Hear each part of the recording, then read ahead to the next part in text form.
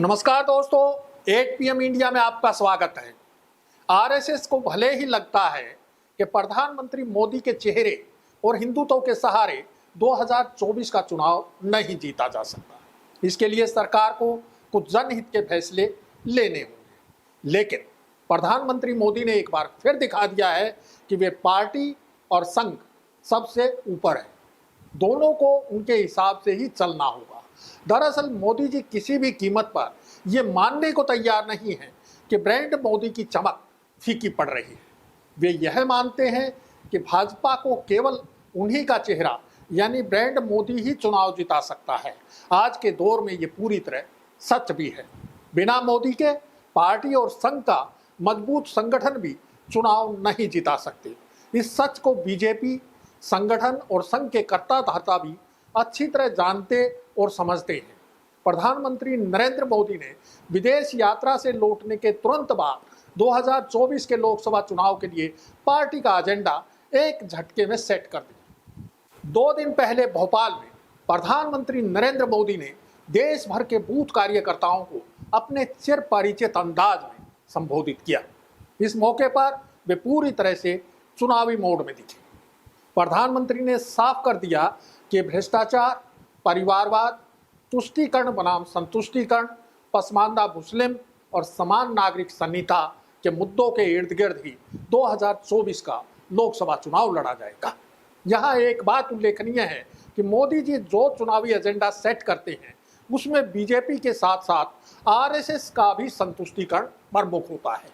साथ ही समूचा विपक्ष भी उसी एजेंडे के चारों तरफ चक्कर लगाने लगता है। नरेंद्र मोदी ने बूथ कार्यकर्ता सम्मेलन में पहली बार समान नागरिक संहिता कानून लागू करने का खुला ऐलान किया।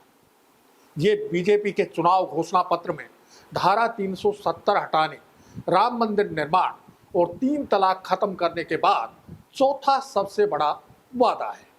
मोदी जी ने कहा कि एक घर 2 कानूनों से कैसे चल सकता है। साथ ही विरोधियों पर समाज को समान नागरिक संहिता कानून पर भड़काने का भी आरोप जड़ दिया। मजेदार बात यह है कि उसके बाद केवल और केवल समान नागरिक संहिता ही देश भर में चर्चा का विषय बन गई है। बाकी तमाम मुद्दे गौण हो गए हैं।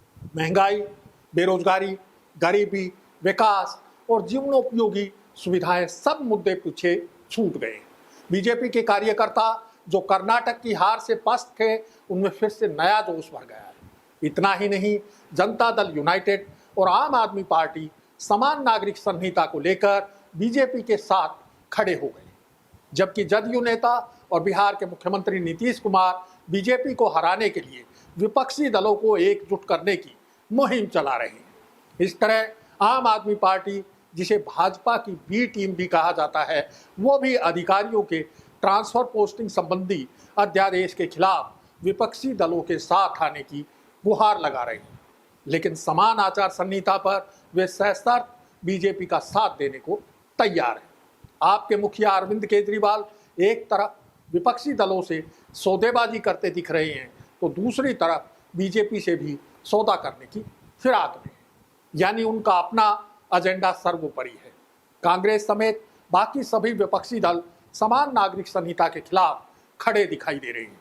एक झटके में मोदी ने न केवल एकजुट होने की कोशिश में लगे विपक्षी दलों को मतभेद का नया मसौदा दे दिया है, बल्कि पूरे देश को 2 धड़ों में बांट दिया है। अब ये मानकर चलिए कि विपक्षी दलों की शिमला में होने वाली बैठक भी इसी पर केंद्रित होकर रह जाए। समान नागरिक संहिता कानून को लेकर मुस्लिम ही नहीं, हिंदू, सिख, ईसाई, आदिवासियों और विभिन्न जनजाति समुदायों में भी तीखा विरोध है। सभी अपने अपने रीति रिवाज और परंपराओं को बचाने के लिए विरोध कर रहे हैं, लेकिन मीडिया में दिखाया ऐसे जा रहा है मानो सिर्फ मुस्लिम समाज ही इसका विरोध कर रहा है।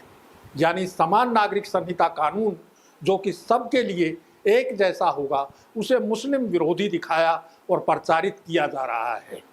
22वें लॉ कमीशन को समान नागरिक संहिता को लेकर अब तक 8.5 लाख आपत्तियां मिली हैं। आपत्तियां दर्ज करवाने वालों में सभी धर्मों, जातियों और समुदायों के लोग शामिल हैं।